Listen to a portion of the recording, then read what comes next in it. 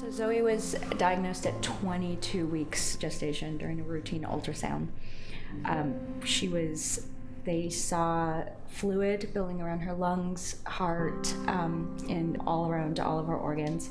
It was serious enough that they actually just stopped the ultrasound, brought in a perinatologist, which is a specialist, and did an amnio then and there on the table. In their experience, most babies, when they see fetal high drops on an ultrasound, the mother will go into labor within a week, if not sooner. And at 22 weeks, there was no way she would survive. And so they recommended that I don't wait, and I terminate the pregnancy.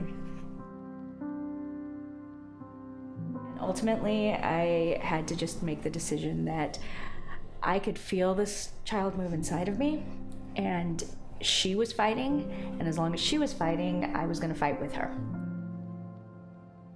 The disease that she has is something called pulmonary lymphangiectasia, and it's an extraordinarily rare disease.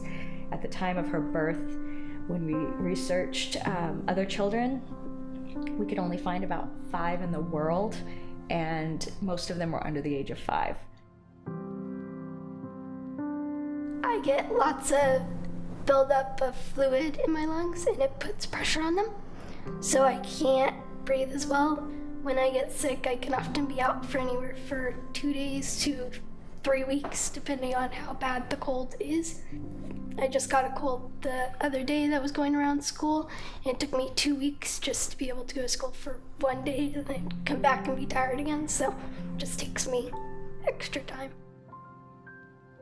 The hospital is very familiar. I know lots of the nurses by name.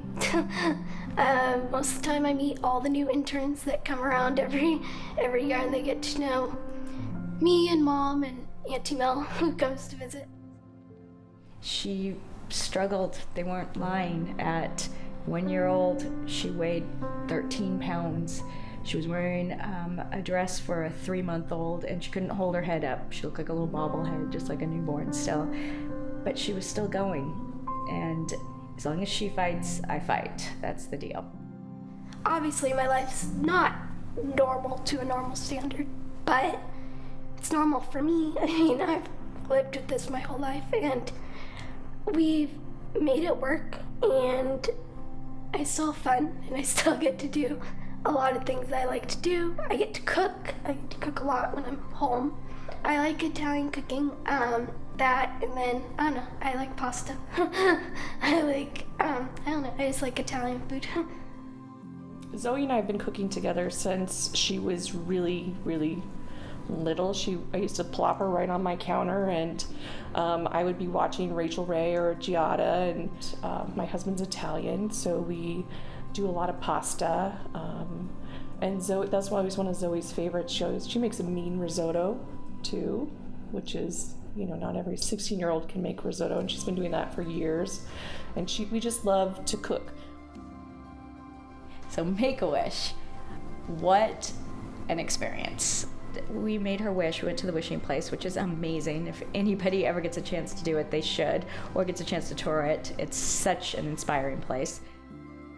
The wish that I'm hoping for is to go to Italy and to take some cooking classes and get to go around and taste all the different foods. All we want for kids is to dream.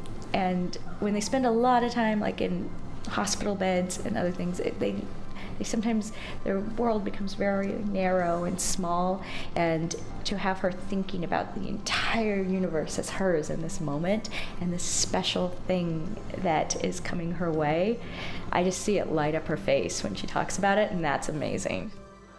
It's not about a big organization. It's about one little tiny dream. It all came from one person saying, I want to give this to your child. Thank you so much for whatever wish I get. I'm going to be really grateful, and it's really cool that I have this once in a lifetime opportunity to get to do whatever it is, and that even though I am sick a lot and not able to do a lot of things, that I'm going to have this really cool opportunity that I'll get to tell all my friends and get to do. So I'm really excited about that.